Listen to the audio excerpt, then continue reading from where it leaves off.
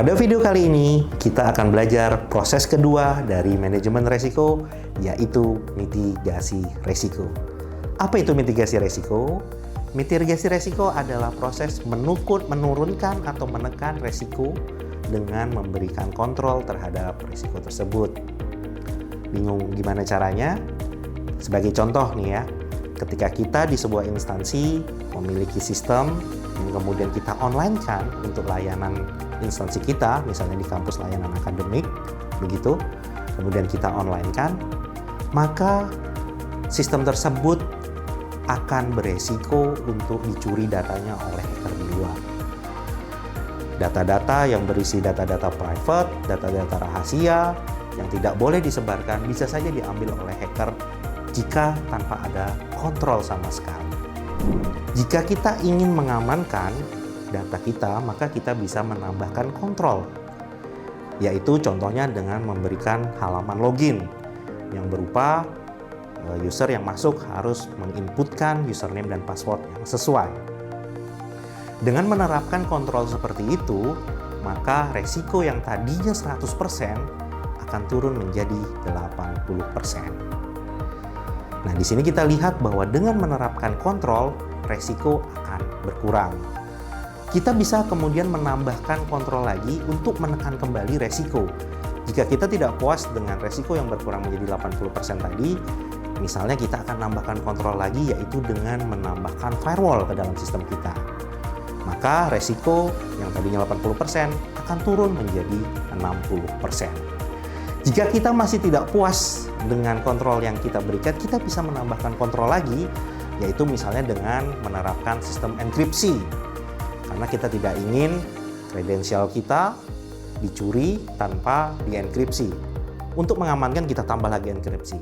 Sehingga total ada 4 kontrol, yaitu dengan memberikan username password, dengan menggunakan firewall, dan kemudian kita tambah enkripsi. Dengan demikian, resikonya akan turun kembali menjadi 50%. Jika kita tidak puas dengan resiko yang sudah turun menjadi 50%, ingin kita tekan lagi resikonya, misalnya dengan menerapkan biometrik ya, untuk login ke dalam sistemnya, maka resiko akan turun menjadi 40%, tetapi kontrol yang diberikan akan semakin banyak. Nah, pertanyaannya sekarang adalah, jika kita terus-terusan menambahkan kontrol, apakah resiko akan hilang menjadi 0%? Tidak mungkin ya. Resiko menurut saya tidak bisa dihilangkan menjadi 0%. Yang bisa kita lakukan adalah menurunkan resiko sampai dengan batasan yang bisa kita sepakati. Karena ingat, dengan menambahkan kontrol itu sebenarnya meningkatkan cost.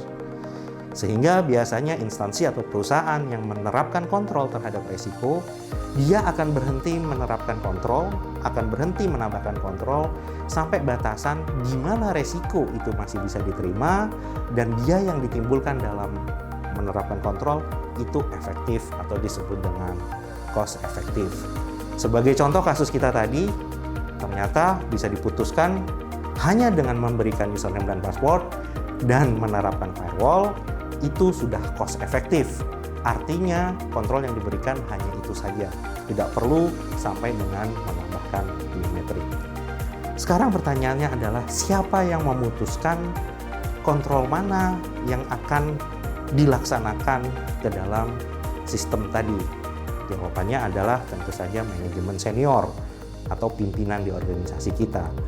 Melewati berbagai pertimbangan sehingga diputuskan kontrol mana saja yang diberikan atau diterapkan. Nah, pertanyaan selanjutnya, bagaimana jika pimpinan atau manajemen senior itu masih tidak puas terhadap resiko yang sudah diterapkan kontrol tadi? Dia sudah tidak puas dengan resiko yang bisa diterima, tetapi sudah tidak bisa menambahkan kontrol. Berarti sisa dari resiko itu bisa kita alihkan atau kita transfer ke pihak ketiga. Nah, ini adalah cara kedua dalam mitigasi resiko, yaitu mentransfer sisa resiko ke pihak ketiga, dalam hal ini perusahaan asuransi. Pertanyaan selanjutnya adalah, Jika resiko itu bisa ditransfer ke pihak ketiga atau pihak asuransi untuk menjamin resiko kita, mengapa kita capek-capek menerapkan kontrol dari awal tadi? Kita terapkan username password, kita terapkan firewall. Kenapa tidak langsung kita asuransikan ke pihak ketiga? Jawabannya adalah bisa saja itu terjadi, kita transfer resiko ke pihak ketiga, tetapi ingat, pihak asuransi di dalam mengasuransikan resiko tadi, dia harus melakukan serangkaian asesmen. Jika kita tidak melakukan kontrol sama sekali di resiko yang tadi, artinya resikonya 100%, kita tidak punya kontrol apapun, maka pihak asuransi mungkin akan membebankan biaya premi yang sangat mahal per bulannya ke instansi atau perusahaan. Nah, makanya biasanya perusahaan atau instansi itu tetap menerapkan kontrol yang bisa dia lakukan, kemudian sisanya baru ditransfer ke pihak ketiga. Nah, opsi lainnya dalam mitigasi resiko adalah menghindari resiko. Gimana itu? Sebagai contoh, tadi sebuah kampus ingin mempublish layanan akademiknya ke internet supaya bisa diakses oleh mahasiswanya di berbagai daerah di seluruh Indonesia. Tetapi karena itu beresiko diserang oleh hacker, maka layanan akademiknya dihindari untuk dipublish di internet. Artinya mahasiswa harus datang ke kampusnya, diakses lewat local area network saja untuk mendapatkan layanan akademik. Nah, itu resikonya terhindari. Artinya hacker yang ada di internet untuk mengambil data kita bisa terhindari. Akan tetapi ingat, cara ini adalah biasanya opsi terakhir dari mitigasi resiko. Karena ada hal yang terjadi, yaitu di mana tanpa mempublikasi di internet, maka bisa saja tingkat kepuasan mahasiswa terhadap layanan akademik kampusnya akan berkurang. Begitu juga misalnya di bank, dia tidak melakukan e-banking karena beresiko, sehingga dia menghindari e-banking, cukup transaksi tradisional saja datang ke bank, itu bisa saja terhindari resiko e-bankingnya dihack, tetapi layanan customer-nya mungkin akan tidak puas. Oke, kita sampai pada penghujung video. Kesimpulannya adalah mitigasi resiko bisa dilakukan dengan 3 cara. Yang pertama adalah mengurangi resiko dengan menggunakan kontrol ke tingkat yang dapat diterima oleh manajemen.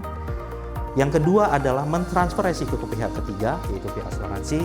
Dan yang terakhir adalah menghindari resiko.